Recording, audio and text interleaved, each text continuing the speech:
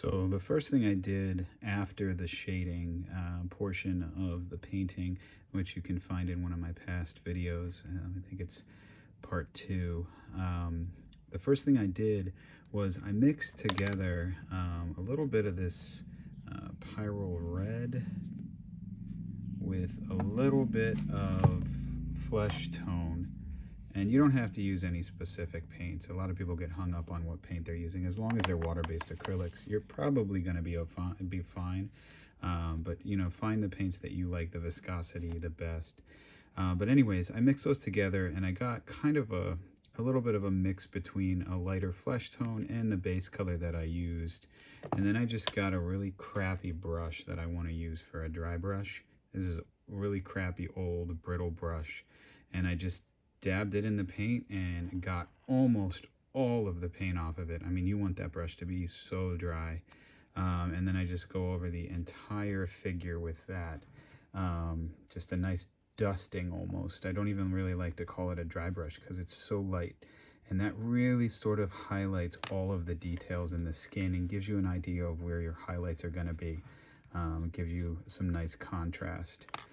So then after that, I just took straight skin tone, the same color I used to mix in with the red, and I just got this pretty tiny brush. I need a new one. It's pretty dull on the end there.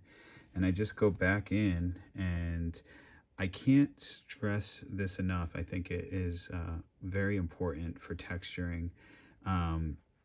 You want to actually hand paint each line. Every single little line that you see, you want to individually paint. I don't know if you can see that there. Those are all pretty much individually painted little lines. Some of them are sculpted and some of them add in.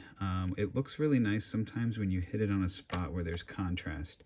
So in here, where I have some dark shading going on, you can carry it in. That's all paint in there. That wasn't sculpted. That's a smooth surface. So at least right in here is. So you can really create your own textures and almost do what I call paint sculpting.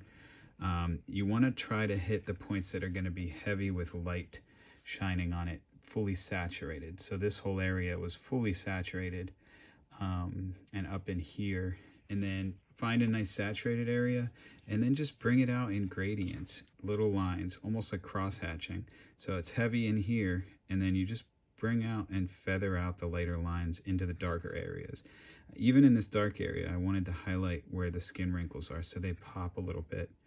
Then after I did that, you're gonna have your paints, especially the ones that are multiple pigments and mixed with whites, are gonna look chalky. And it doesn't have a very natural sort of fleshy look to it.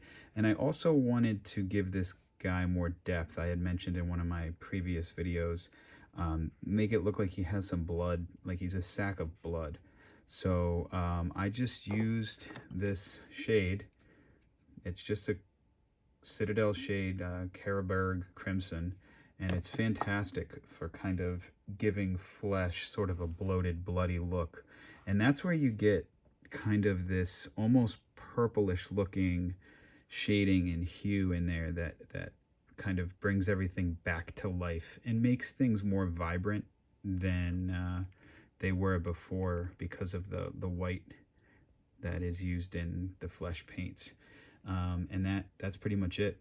That'll give you your texture. So just kind of experiment with putting heavier amounts of your highlight on in certain areas where the light's gonna hit, and try to mess with water blending a little bit too. Like right in here, I loaded up a lot of the paint heavy and then just dab in some water, and right along the bottom of where I loaded up, I just feathered down with the water, and it kind of blends in there. And then, like I said, just the overall last finish of that crimson shade over pretty much everything gives it a lot of depth. All right, I hope this helps a little bit, and stay tuned for part 5, where I'll go in and actually start painting the details on this guy and add some separation with everything, and he'll really start coming together. Thanks for watching.